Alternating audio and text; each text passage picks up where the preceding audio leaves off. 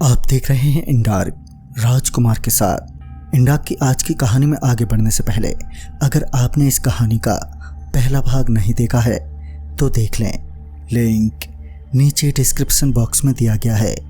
तो चलिए बढ़ते हैं इस कहानी के दूसरे भाग की ओर। फिर जब मैं विवेक के साथ स्टेशन पहुंचा तो पाया कि वहां पर बहुत ही अच्छी हवा चल रही है।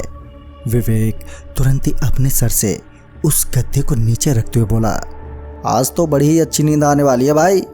इतना कहकर वो बिस्तर बिछाकर आराम से लेट गया और मैं भी उसी के बगल में लेट गया। फिर मैं उसी ट्रेन के आने का वेट करने लगा जिसमें वो लड़की चढ़ती है। कुछ ही देर में विवेक तो खर्राटे भरने लगा तो वहीं मेरी भी अब आंख भारी होने लगी थी। मैं सोना नहीं चाहता था मगर उस ठंडी हवा में शायद कुछ नशा सा था जिसके चलते मैं भी कब सो गया पता ही नहीं चला। फिर जब अचानक ही मेरी आंख खुली तो मैंने देखा कि वो ट्रेन जा रही है। उस ट्रेन को वहां से जाते देख मैं एकदम से उठकर बैठ गया और मैं मन ही मन ये सोचने लगा कि आज फिर मैं ये जान नहीं पाया कि ट्रेन कब आकर निकल गई।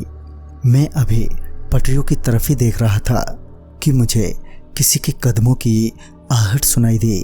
जब मैंने पलटकर उस तरफ देखा तो पाया कि वही आदमी जो कल रात उस लड़की के साथ था वो अपना सिर झुकाए स्टेशन के बाहर जा रहा है। मैं उसे देखते ही एकदम से उठा और उसको आवाज देते हुए बोला, अरे ओ भाई साहब, जरा सुनना। मैं उस आदमी से ये जानना चाहता था कि ये ट्रेन कौन सी है और वो लड़की कौन है जो रोज रात को इसी समय ट्रेन में चढ़ती है। मगर मेरे कई बार आवाज देने के बावजूद भी वो आदमी ना तो रुका और ना ही मेरी तरफ पलटा। जब मुझे लगा कि वो ऐसे आवाज लगाने भर से नहीं सुनेगा तो मैं उसे रोकने के लिए उसकी तरफ दौड़ा। मैं अभी उसके थोड़े करीब पहुंचा ही था कि वो आदमी एकदम से गायब हो गया। मैं उसे अपने आंखों के सामने छूमंतर होता देखकर मेरे तो रोंगटे खड़े हो गए। मैं उसी वक्त पीछे मुड़ा और अपने दोस्त विवेक के पास पहुंचा। जब मैं वहां पर पहुंचा तो मैंने देखा कि विवेक वहां अपने बिस्तर पर नहीं है। पहले तो मुझे लगा कि विवेक यहीं कहीं पेशाब करने गया होगा, मगर जब मैंने उसे आवाज़ दी और मेरे कई बार आवाज़ देने के बाद भी विवेक की कोई आवाज़ नहीं आई तो मुझे लगा कुछ तो गड़बड़ है। मैं उसी वक्त स्टेशन से घर की तरफ भागा। मैं अभी घर की तरफ भाग ही रहा था कि पीछे से आवाज़ आई।